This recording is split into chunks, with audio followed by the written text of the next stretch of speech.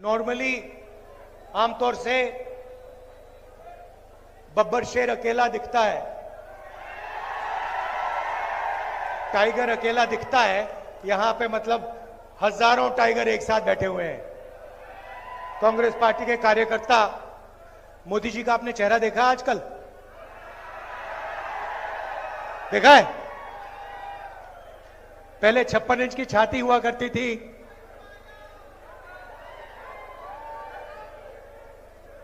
अब पहले 56 इंच की छाती, अब कहते भैया मैं नॉन बायोलॉजिकल हूं, मेरा तो सीधा भगवान से रिश्ता है, डायरेक्ट कनेक्शन है। पैनिक में आ गए, घबरा गए। जब आदमी घबराता है, उल्टी सीधी बात बोलता है।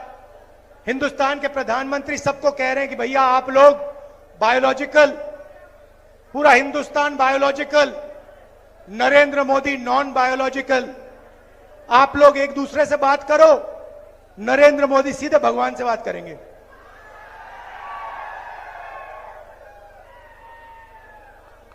और फिर भगवान ने चुनाव में उनको सबक सिखा दिया। उत्तर प्रदेश में अवधेश सिंह ने अयोध्या में बीजेपी के कार्यकर्ता को हराया है। रियलिटी है। कुछ दिन पहले मैं अमेरिका गया, वहां बड़ा शहर है डैलस। जानते हो डैलस? नाम सुना है आपने? सुना है? डैलस सुना है? क्यों सुना है? मैं बताऊं, क्योंकि हरियाणा से हजारों युवा यहां से भागकर डैलस जाते हैं, अमेरिका जाते हैं। हरियाणा में उनको रोजगार नहीं मिल सकता, हरियाणा में उनका भविष्य नहीं है। इसलिए ये सारे के सारे 15-20 हजार हरियाणा के युवा हिंदुस्तान से गए, टर्की गए, टर्की से कजाकिस्तान, कजाकिस्तान से साउथ अमेरिका, साउथ अमेरिका का पूरा चक्कर काटा, उसके बाद पैनामा के जंगल से निकलते हुए अमेरिका गए। यहां उनको कुछ है नहीं, कुछ कर नहीं सकते यहां। जब मैं वहां पहुंचा, हमारे एक कार्यकर्ता ने मुझे कहा कि देखिए आप राहुल जी, जो हरियाणा से यहां लोग आए हैं, अलग अलग डिस्ट्रिक्ट से आते हैं, उनसे मिलिए आप। मैंने सोचा अच्छा आइडिया है, देखता हूं हरियाणा से जो लोग। भैया ध्यान से, आपको नहीं गिरना है, बीजेपी को गिराना है।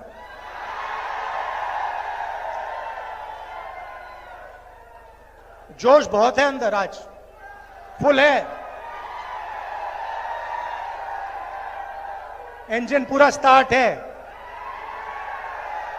तो मैंने कहा चलो जाके मिलते हैं।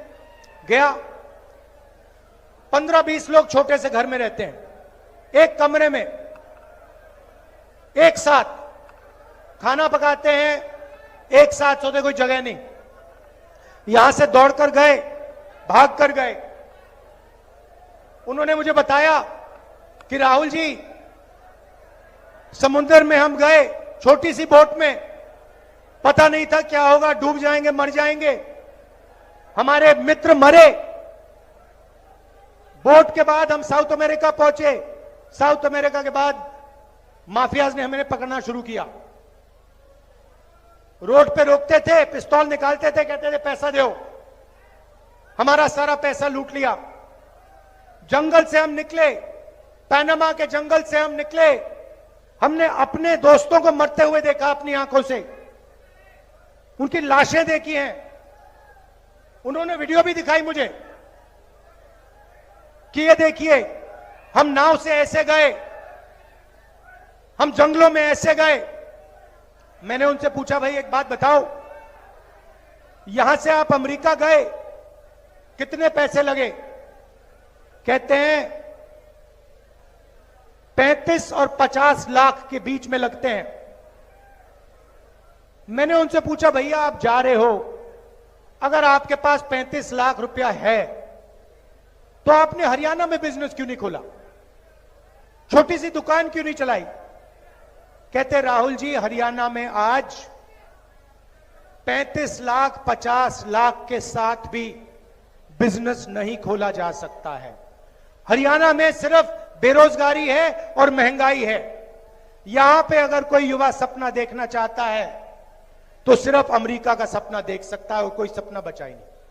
उन्होंने मुझे बताया, मैंने उनसे पूछा भैया बताओ ये 35 लाख 50 लाख रुपए आपने लिए कहां से लिए?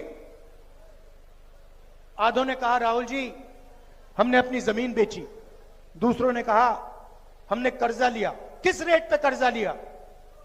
2% महीने का, 24% पर हमने कर्जा लिया। मैं सोच रहा था हरियाणा के युवाओं के लिए बैंक के दरवाजे बंद, छोटे दुकानदारों के लिए, स्मॉल एंड मीडियम मैन्युफैक्चरर्स के लिए बैंक के दरवाजे बंद, अदानी के लिए बैंक का दरवाजा खुला। आपका कर्जा माफ नहीं हो सकता।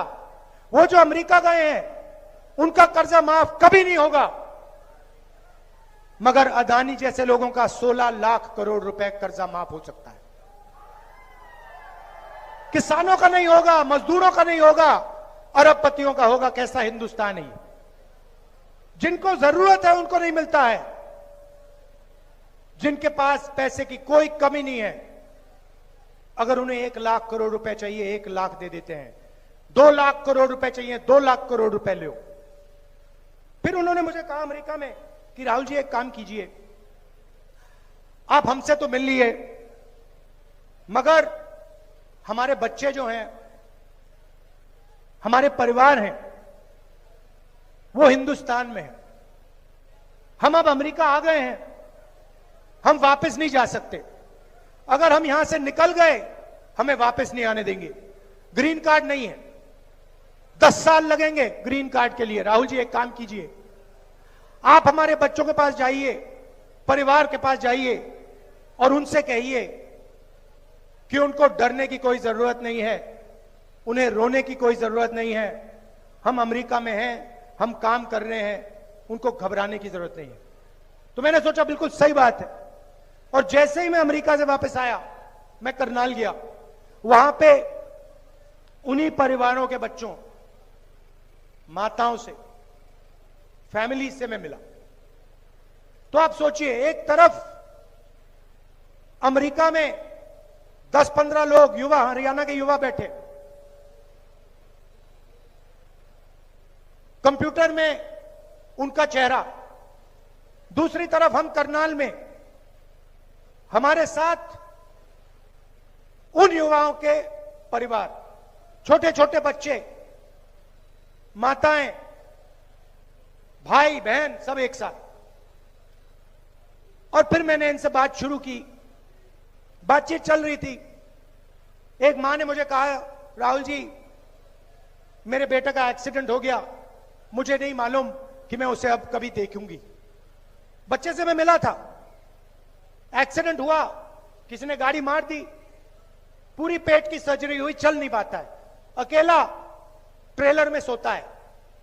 उसकी मैंने फोटो देखी ट्रेलर की, कुछ नहीं है उसके पास, और उसको आकर लोग पीटते हैं। रात को आकर उसकी पिटाई होती है। उसकी मां मुझे कहती है मैं नहीं जानती कि मैं कभी उसको देख पाऊंगी। बात चल रही है और एक बच्चा छोटा सा, नाम देव, दौड़ता हुआ जाता है और कंप्यूटर को पकड़ता है, चिल्लाने लगता है, पापा पापा पापा वापस आओ, पापा वापस आओ। रो रहा है चिल्ला चिल्ला कर। मैंने ऐसी आवाज मैंने सुनी नहीं आज तक जो मैंने करनाल में हरियाणा के बच्चे की सुनी। पापा वापस आओ। पापा देख रहा है बच्चे को, मुस्कुराने की कोशिश कर रहा है, कह रहा है कि घबराओ मत बेटा, घबराओ मत। उसके आंखों में भी आंसू हैं, वो छुपे हुए हैं, दिख नहीं रहे। बेटा चिल्ला रहा है। यह है आपका हरियाणा। बाप उधर, उसके आंख में आंसू, वो दिखा नहीं पा रहा है। बेटा इधर चिल्ला रहा है। यह हरियाणा, यहां आपको कुछ नहीं मिल सकता। आपने 10 साल इनकी सरकार देखी है। यहां पे आजकल ड्रग्स फैल रहा है, पूरा हिंदुस्तान जानता है। पता नहीं आपने सुना या नहीं सुना, अदानी के पोर्ट में हजारों किलो हेरोइन पाया गया था। अखबार पढ़ा आपने? पढ़ा? किसी पर कार्रवाई हुई? कोई कोर्ट केस हुआ? किसी को पकड़ा गया? नरेंद्र मोदी ने कहा कि भैया अदानी के यहां पोर्ट में हेरोइन पकड़ा गया है, मैं कार्रवाई करूंगा, मैं देखूंगा हरियाणा कौन कोकेन भेज रहा है, कौन हेरोइन भेज रहा है। बोला नरेंद्र मोदी ने? क्यों नहीं बोला? क्यों नहीं बोला? क्योंकि अदानी उसकी मार्केटिंग करता है। यहां किसानों से उनका हक छीना जाता है। रोज आप मेहनत करते हो, आप प्रोडक्शन करते हो, आप देश को भोजन देते हो, आपको सही दाम मिलता है? धान के लिए, गेहूं के लिए सही दाम मिलता है? अरे भाई, किसी के जेब में तो पैसा जा रहा है ना। अगर आपके जेब में नहीं जा रहा, पैसा आसमान में तो नहीं उड़ रहा ना, किसी ना किसी के जेब में तो जा रहा है ना।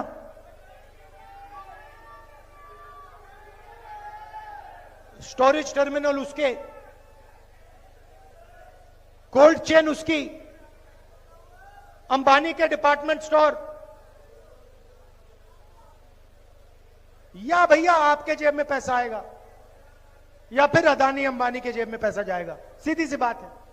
इसलिए हमने निर्णय लिया है कि सरकार आने के एकदम बाद आपको हम यही एमएसपी दे देंगे, मिनिमम सपोर्ट प्राइस।